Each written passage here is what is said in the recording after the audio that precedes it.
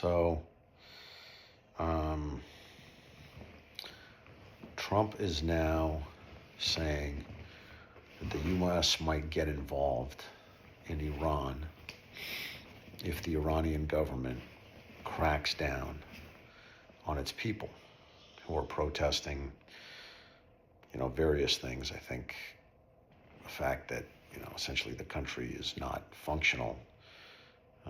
People, can't live, support themselves. The economy is terrible, and there's no civil rights. So there's not a lot of good happening there, and plenty of reason to protest. And Trump is saying, well, we'll take military action if you crack down on your people. This is actually wonderful in a way. Like,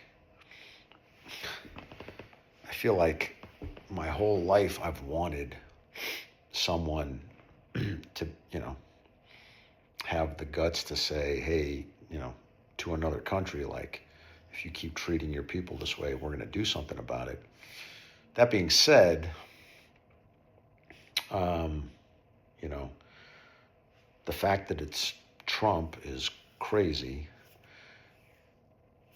but it also kind of adds to the dilemma that he is. Like, he does stuff that I hate, and then he'll do something that I think is great, but I'm not even sure. It's like hard to believe that it's happening because it's coming from him. So, and it's not clear exactly what he could do or how effective he could be. I was not thrilled when the U.S. bombed Iran back in the fall at the behest of Israel. This is not coming at the behest of Israel. This is just coming, I guess, because, but, I don't know. I can't really say it's because Trump is a good person. He probably, I don't know, wants something out of Iran, maybe oil. Maybe Trump wants to dominate the world oil market, which the U.S. kind of already does. We're like a huge oil producer and exporter, which is crazy because I grew up in a United States that was not that, or was not known for that. And maybe it's the fracking and the shale wave of the last 20 years that's turned us into such a prolific oil producer. But, when I was a kid, we were coming out of the Iran oil embargo, and, we were known to be dependent on the rest of the world for oil. And here we are, we're a large producer of oil.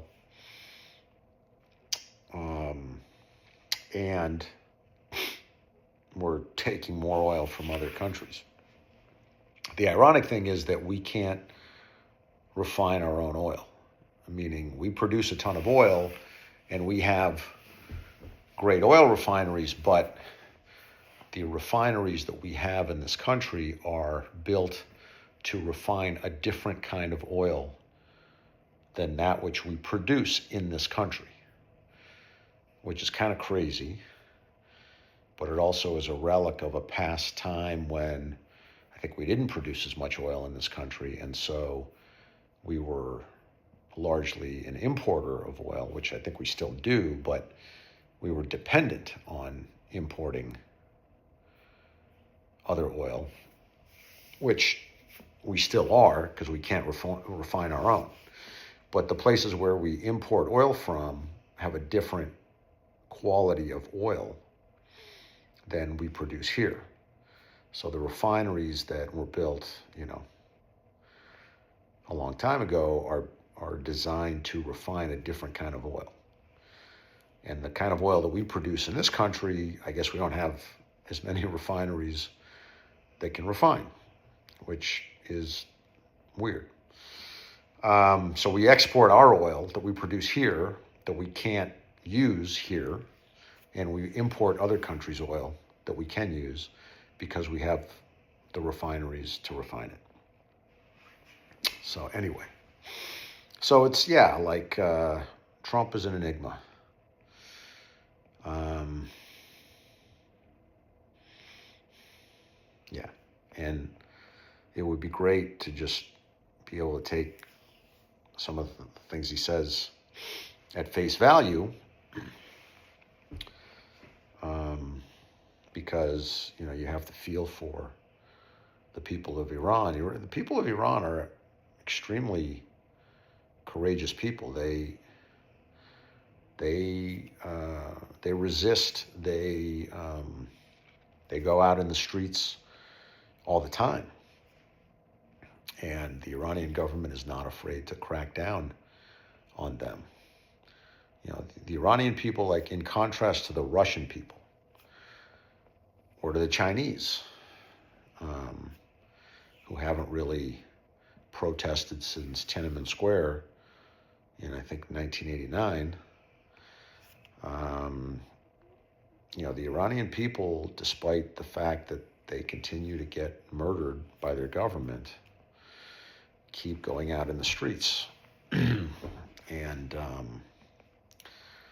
is either a testament to how courageous the Iranian people are, or a testament to how just miserable life is there, because if life is so bad that people are willing to risk their own lives to demonstrate, that must really say something.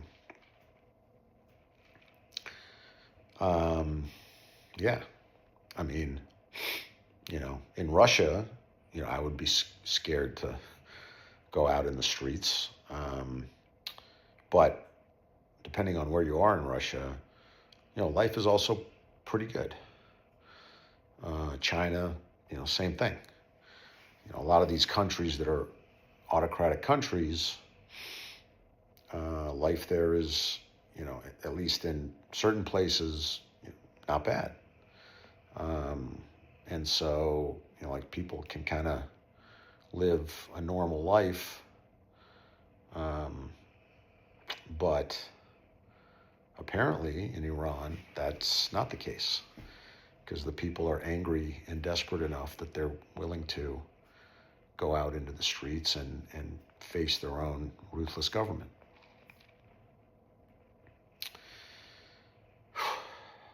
Yeah, anyway.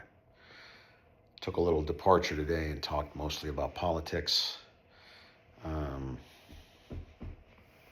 Yeah, but just, things that are on my mind. Yeah.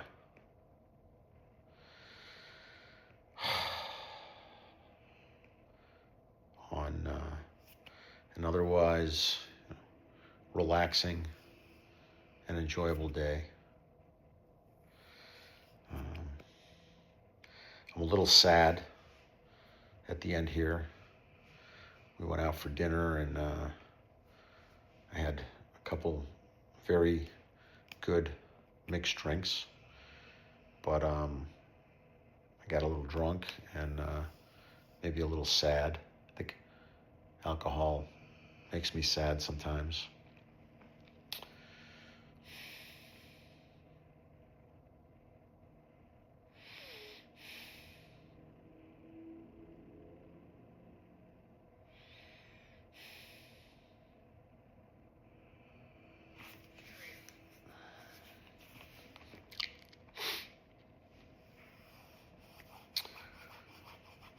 Letting go of tension, letting go of anxiety. I had something this morning. I went and bought some things my landlord had asked me to buy. It turns out it was the wrong thing, and I needed to return them. But I didn't do it immediately, and I, went and did the things that I had planned that were more important in that moment.